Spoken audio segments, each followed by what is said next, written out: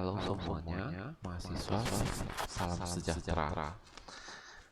Hari ini adalah pertemuan pertama kita dalam mata kuliah basis data. Hari ini akan saya perkenalkan beberapa hal. Jadi konten perkuliahan kita sama pengenalan basis data secara umum. Oke.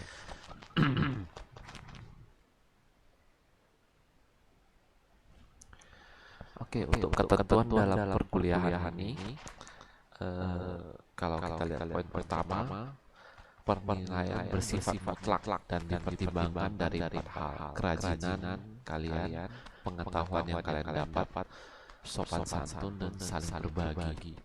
Jadi gini, kerajinan ini akan saya lihat dari tugas-tugas yang kalian kerjakan.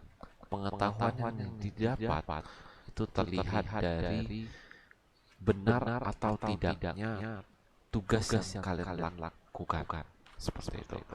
Lalu sopan santun. Jadi, saya harap dalam berkomunikasi dalam grup nantinya juga atau dalam kelas silahkan ya baik pakailah sopan santun yang mana tahu sama dosen, sama teman-teman. Saling berbagi ini akan saya nilai dari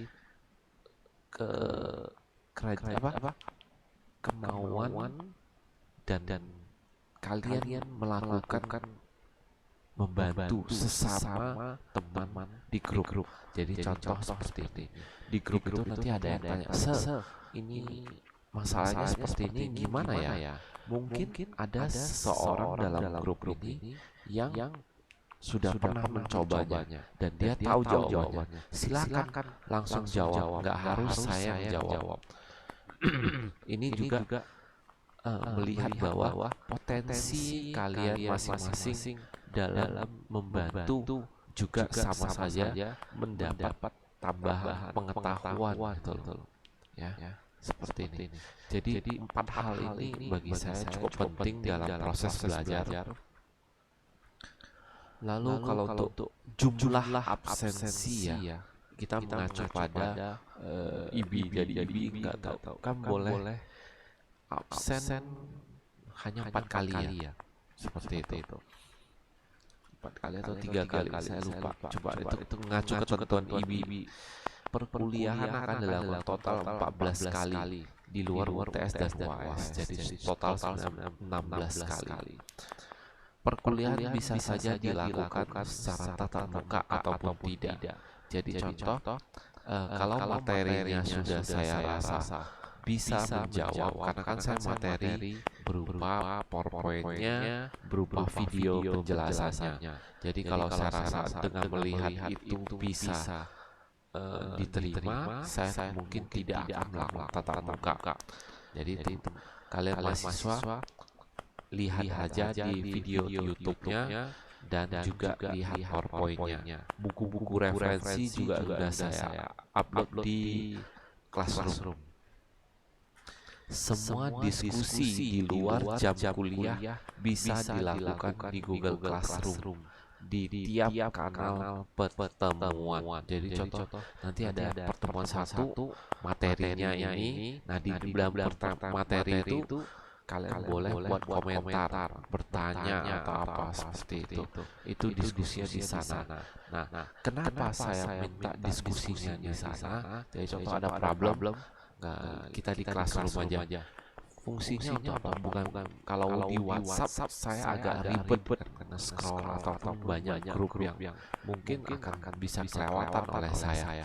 Jadi kalau bisa Google Classroom. Jadi semua kita mapetin di Google Classroom. Ya, seperti itu. Kalau di grup ya mungkin hal-hal yang tidak berhubungan dengan kuliah, ya mungkin yang lain lah, informasi yang lain saya bisa berikan contoh ada informasi event. Nah, nggak mungkin saya taruh di sana karena kan kita di tiap kanal pertemuan. Oke. Lalu mahasiswa bebas bertanya asalkan pertanyaan terkait dengan pelajaran dan disampaikan dengan sopan, baik di saat conference maupun di kanal diskusi di Google Classroom.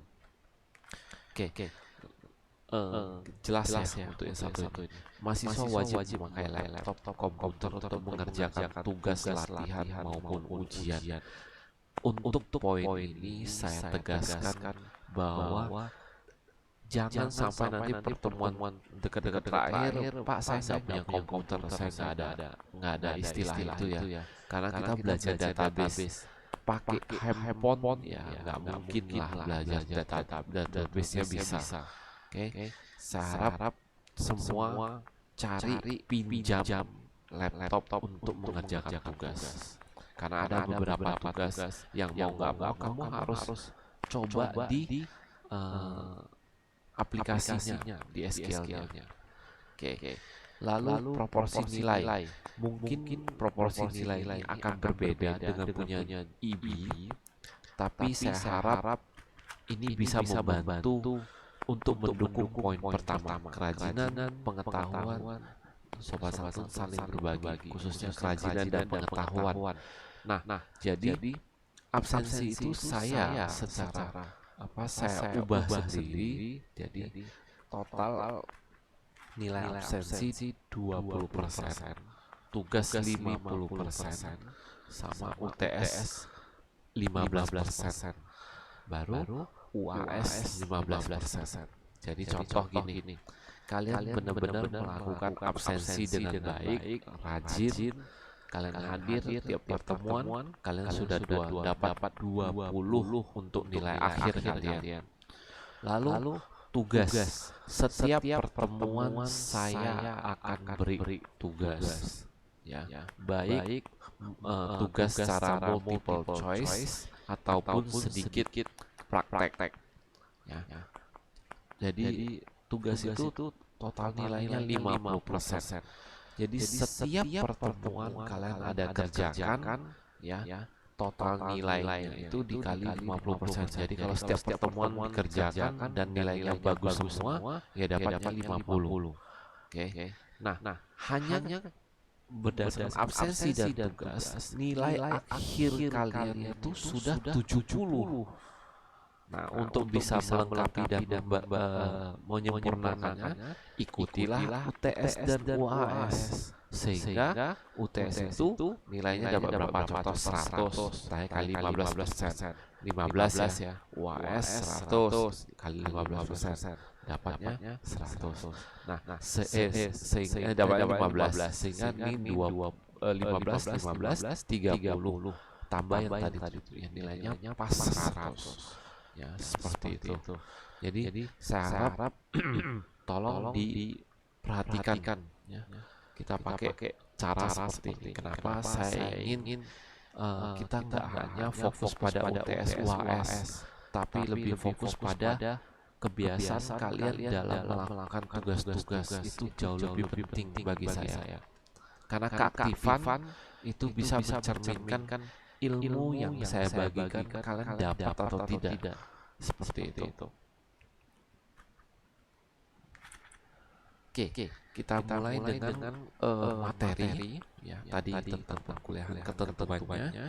Sekarang kita akan mulai dengan materi database, ya, atau basis data sesuai nama mata kuliah kita.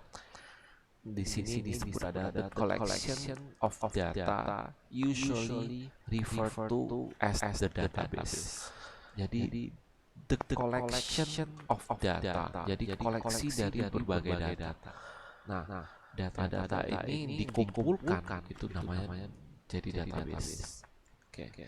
Nah, di database itu perlu di-manage, dikelola supaya bisa diakses, bisa menghasilkan informasi. Jadi kalau informasi itu apa? Informasi itu adalah kumpulan dari data yang memiliki tujuan tertentu. Ya, tujuan tertentu. Kumpulan dari beberapa data yang memiliki tujuan tertentu yang Tujuannya itulah adalah informasi yang kita berikan. Oke, jadi database management system adalah koleksi of interrelated data. Jadi data yang saling keterkaitan dan a set of program to access those data. Beberapa program yang memang untuk mengakses data. Itulah DBMS, Database Management System. Oke. Jadi bahasa DBMS itu ada data, ada juga program untuk mengaksesnya. Oke. Lalu database system. Database system are designed to manage large bodies of information. Manage ya saya coba bold untuk sebagai poin ya. Sebagai poin untuk yang kita perhatikan. Jadi database system designed to manage, untuk mengelola ya informasi yang lebih besar. Manajemen apa? Namanya mengelola database itu ada 3 hal. Yang dikelola adalah strukturnya, lalu yang dikelola adalah manipulasi information. Manipulation information itu bukan berarti hal negatif ya. Jadi istilah mengubah menjadi informasi. Ya, seperti itu. Diubah. Jadi contoh kita punya database konsumen, kita punya database data konsumen, data penjualan. Kalau kita gabungin data konsumen dan penjualan menjadikan adalah apa? Omset tiap konsumen bisa ya. Nah, seperti itu. Penjualan tiap konsumen. Kalau kita gabungkan data supplier dengan data pembelian, artinya apa? Kita bisa melihat jumlah pembelian kita per supplier. Seperti itu. Jadi itu namanya manipulation information. Safety, yaitu safety dari database tersebut. Database tersebut safety itu tentang tahan akan bahasanya pengrusakan. Jadi bisa saja salah satu safety itu juga bagian dari backup, restore. Itu juga safety, bagian dari safety. Nah, baru itu access management. Jadi hanya user tertentu yang bisa mengakses. Seperti itu. Nah, because information is so important in most organization, jadi karena informasi itu sangat penting, maka computer scientists have developed a large body of concept and technique for managing data. Jadi dalam pengelolaan informasi ini sangat penting bagi organisasi. Mereka mendevelop konsepnya dan tekniknya. Gitu. Nanti kita akan belajar tentang konsep dan teknik dalam managing data. Kita akan kelola data ini dengan beberapa konsep yang nanti akan dibahas dan beberapa teknik yang akan dibahas. Nah, lanjut saat ini ya, today some of the most valuable corporations are valuable not because of their physical asset, but rather because of the information they own. Dia di sini mengatakan bahwa saat ini nilai dari perusahaan bukan lagi dilihat dari aset fisik. Contoh bangunan, punya kendaraan, punya uang kas, ya fisik ya, enggak lagi. Tapi berdasarkan informasi yang mereka miliki. Contoh ya, kenapa tidak lagi dinilai dengan aset? Salah satu contohnya kita bisa lihat bahwa saat ini dengan majunya internet, bahwa kita bisa jualan hanya dengan modal akun di marketplace.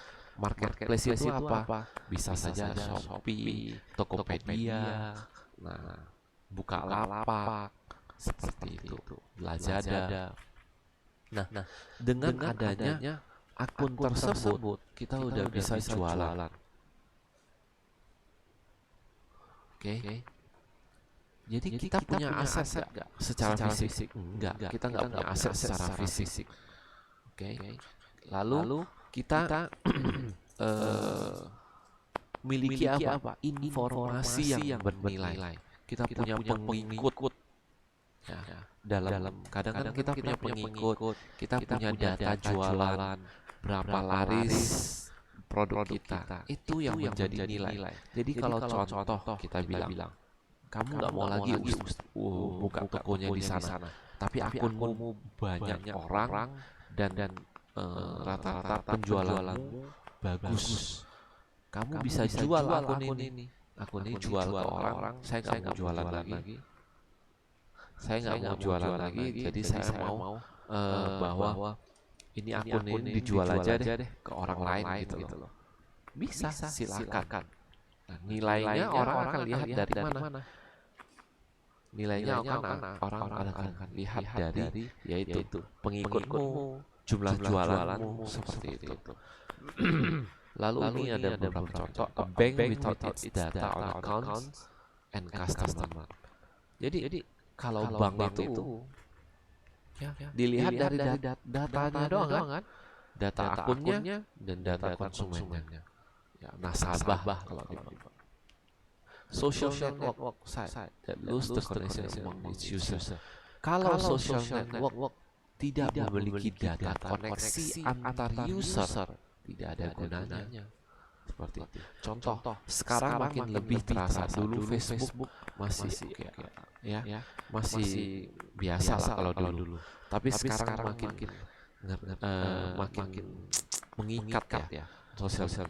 Kenapa? Dari seseorang sosial medianya, saya bisa tahu dia berteman dengan siapa saja dan dia lebih dekat dengan siapa saja.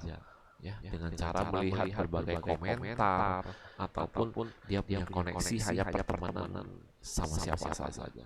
Seperti itu. Oke. Tanpa koneksi itu ya nggak ada gunanya. Oke. Lalu itu database system. Database system are used to manage collection of data that are highly valuable.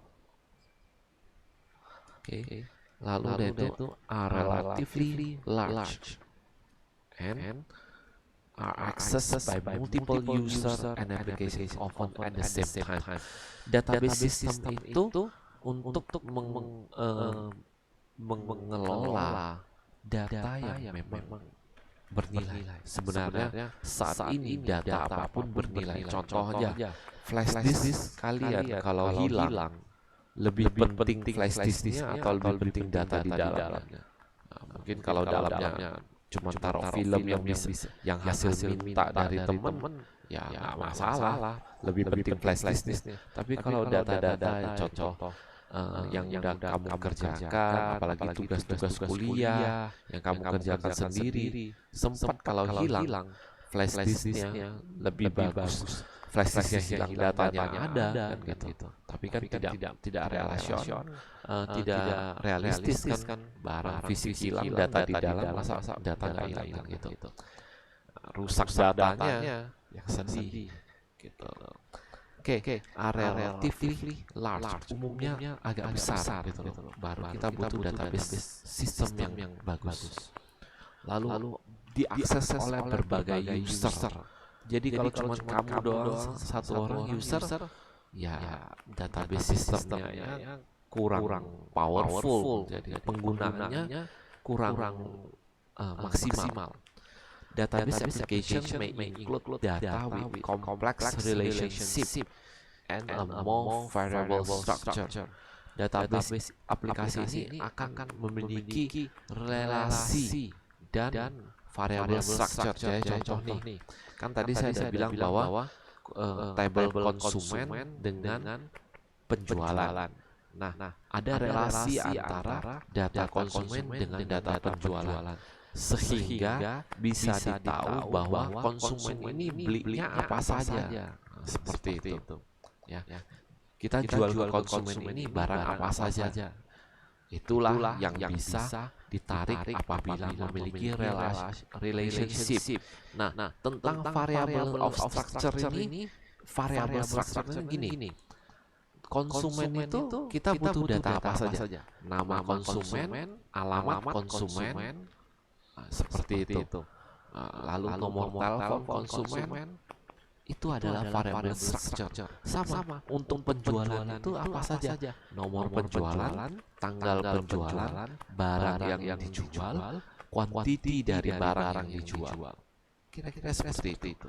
Nah, jadi relationship menghubungkan dua bagian dua data tersebut, variable structure itu mencerminkan data tersebut. Managing complexity is challenging. Not only the management of data, but in any domain.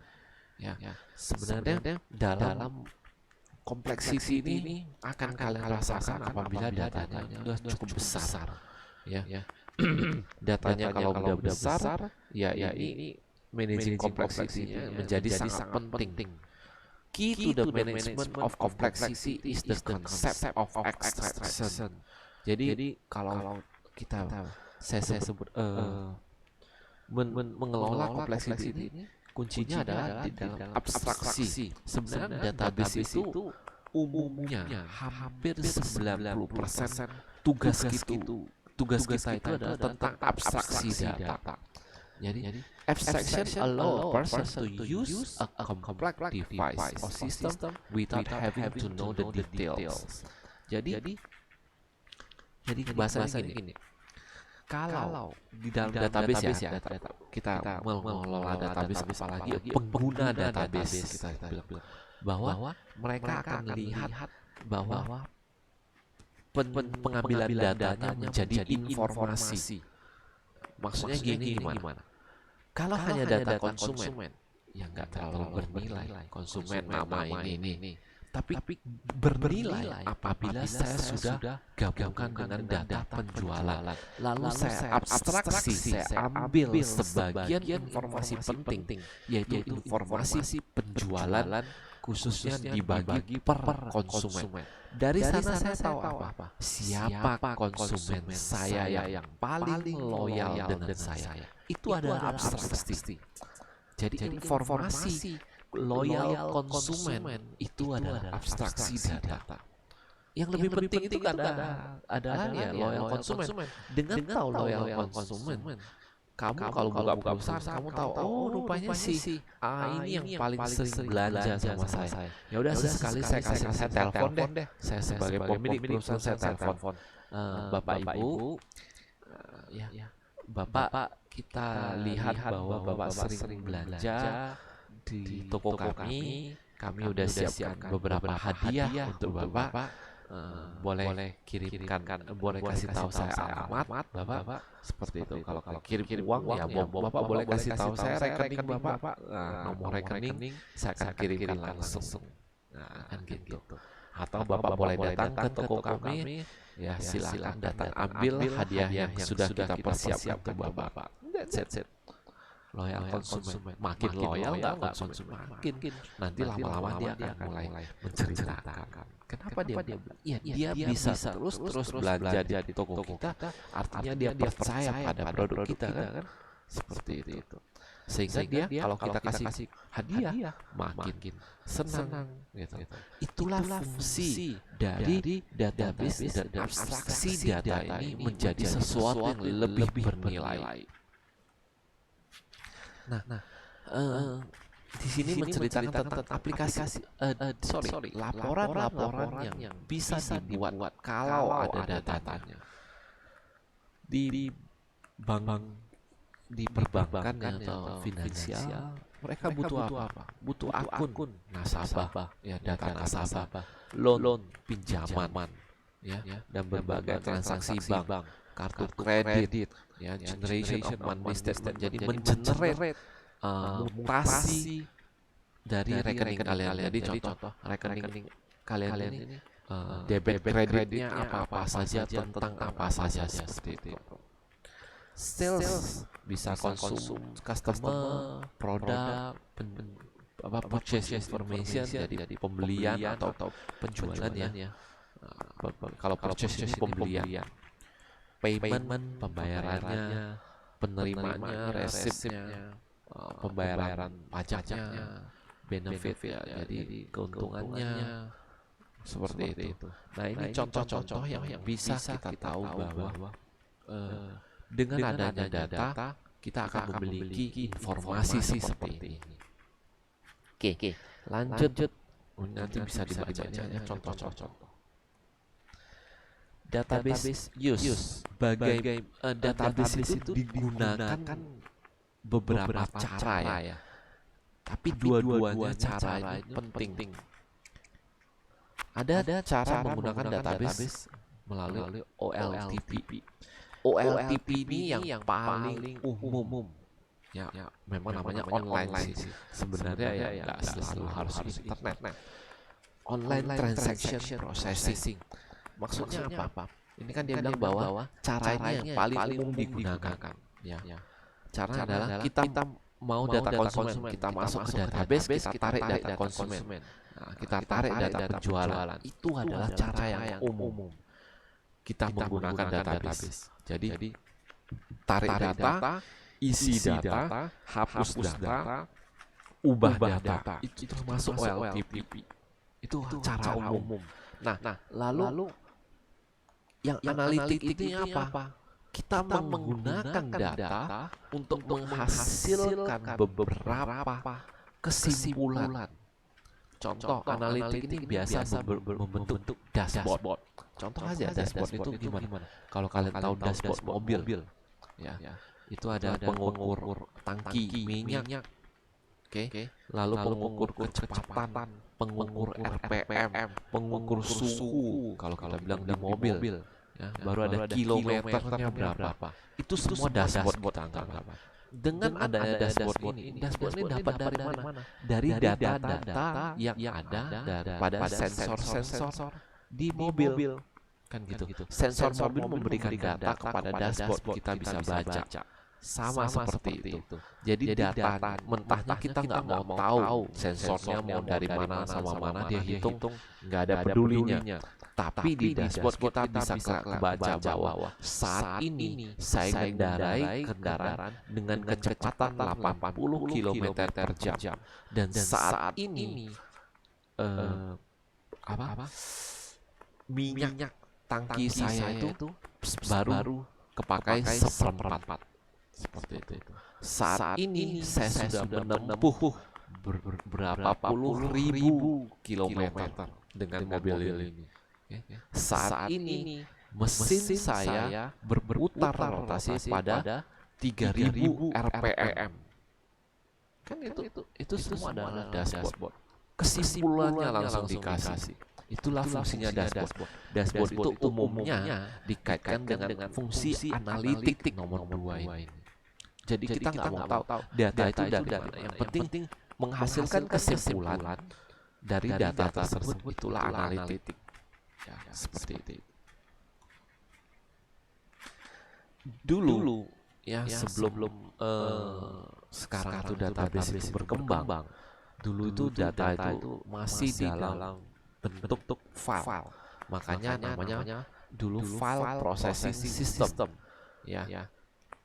Data itu ditaruh di dalam satu file. Itu agak repot. Contoh, file konsumen, dan itu semua data konsumen. File penjualan, itu semua data penjualan. Nah, saya pribadi saya menggunakan database itu nggak sampai pada tahap file. Ya. Yang saya pakai itu saya mulai pakainya udah relation management, relation database management system RDBMS, sehingga untuk file processing ini sistem saya belum merasakan, tapi dari hasil buku yang tertulis dan saya pernah dengar ya pengalamannya teman-teman yang pernah pakai, ya memang untuk file processing ini punya beberapa disadvantage ya, maksudnya kekurangan. Data redundancy dan inconsistency, perulangan data dan tidak konsisten. Data itu kalau tidak konsisten itu bahaya. Karena kenapa? Kita mau menarik kesimpulan, tapi data ini berulang-ulang, nilainya jadi salah. Gitu loh. Jadi contoh nih, konsumen ini belinya cuma sekali, tapi karena data redundancy dan tidak konsisten, maka muncul konsumen ini belinya banyak, salah kan? Seperti itu. Difficulty in accessing data. Ya, kesulitan dalam mengakses data. Kan saya bilang bahwa data itu ada dalam file. Sehingga kalau kamu mau ngambil untuk menjadi sebuah kesimpulan, dia membutuhkan 5 atau 4 file. Wah, itu agak ribet. Gimana kita harus menggabungkan itu? Ya. Data isolation. Ya, datanya terisolasi. Data konsumen di file ini, data jualan di file ini. Integrity problem. Integrity problem itu mungkin saja pada saat kamu mengisi data, kamu mengisi jualan, kan kamu mau mengisi di data jualan. Tapi bisa saja data jualan masuk, data konsumennya tidak tercatat bahwa dia total udah beli berapa. Enggak tercatat. Itu terjadi integrity. Atomicity problem. Jadi bagian-bagian kecil itu juga menjadi problem. Atomicity itu kayak bagian-bagian kecil ya. Kita kan jadinya mau ngecek ngecek gitu. Concurrent access anomaly. Ini kalau ini agak advance ya. Jadi pengisian data kadang kita kan sekali isi plok beberapa tempat hampir dengan integrity sama. Ya, concurrency. Concurrency itu concurrency access. Jadi data ini dipakai oleh beberapa user. Jadi mau nggak mau salah satu harus contoh ada 3 nih yang mau pakai data konsumen. Siapa duluan masuk dia yang bisa akses. Kedua orang ini tidak akan bisa akses, akan gagal. Itulah concurrent access anomaly. Ya, bisa tiba-tiba seperti ini. Security problem. Ya, security problem ini riskan sih, karena dia berupa file. Bisa rusak satu file ini. Nah, setelah rusak satu file ini selesai sudah. Kita mau narik kesimpulan bahwa di data penjual konsumen siapa, dapatnya adanya kode konsumen aja AB1. Siapa AB1? Nggak ada, karena data konsumen udah rusak. Seperti itu. Atau akses datanya gampang diakses, tinggal copy datanya, orang bisa curi datanya. Nah, itu security problem. Oke. Pengenalan database itu sampai di sini. Jika ada pertanyaan bisa nanti di kanal diskusi di Google Classroom. Oke, sampai saat ini terima kasih ya.